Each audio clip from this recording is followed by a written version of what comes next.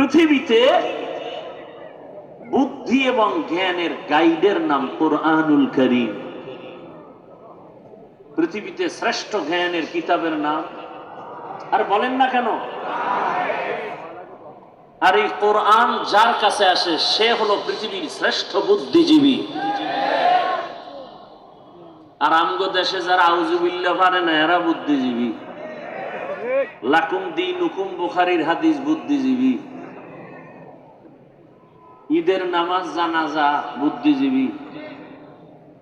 আমি বললাম আপনার জিবি কত? বুদ্ধির জিবি আছে না, মেমোরির 1 GB 2 GB 4 GB 8 GB 32 64। বুদ্ধিজীবীর বুদ্ধির জিবি কত? কারো কিছু 1% জিবি ছিল, মদের বোতলটাই না হ্যাং হয়ে গেছে। এই বুদ্ধিজীবীর যখন হ্যাং হয়ে যায় তখনই আলেমরে গালি দেয়, তখনই মাদ্রাসার বিরুদ্ধে কথা বলে। কারণ একটা আমগো দেশে মদ পান করে কেউ কি জিকির টিকির করে? বরং বউরে মা কয়া ডাকে। বানায় বললাম। আর মাঝে মাঝে বলে গোটা দেশের মালিক কিন্তু এখন আমি। বউ কয় ঘরে তো চাল নাই, এটা তো বোতলের দোষ, আমার কি? পৃথিবীর শ্রেষ্ঠ বুদ্ধিজীবী একমাত্র কোরআনওয়ালারা। কারা? কোরআনওয়ালারা। সারা দুনিয়ার সমস্ত জ্ঞানী যত ভাগে ভাগে আছে, যেমন দর্শন একটা জ্ঞানের রাস্তা, হিকমত। পৃথিবীর সমস্ত বিজ্ঞান একটা জ্ঞানের পথ।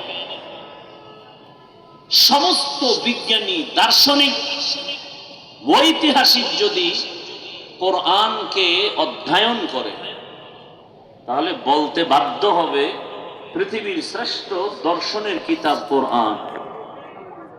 কোরআনের মতো দর্শনের কিতাব পৃথিবীতে আর একটাও নেই। বিজ্ঞানের সুন্দর পিওর কিতাব কোরআন থেকে দামি আর একটাও নেই। ইতিহাসের কিতাব কোরআন থেকে দামি একটাও নেই। দুনিয়ার ইতিহাস যত এডিশন আছে ইতিহাস সম্বলিত, দুনিয়ার ইতিহাস আছে, দুনিয়ার আগের ইতিহাস নাই। কোরআনের মধ্যে দুনিয়ার আগের ইতিহাস আছে, দুনিয়ার পরের ইতিহাস আছে।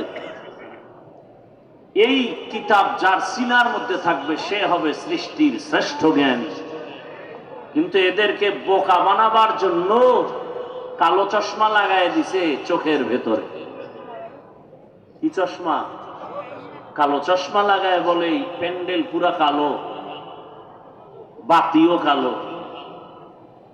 বাতিও কালো না, প্যান্ডেলও কালো না, সমস্যা কোথায়? চোখের মধ্যে। এ জমিনের মধ্যে কোরআনওয়ালারা সৃষ্টির শ্রেষ্ঠ।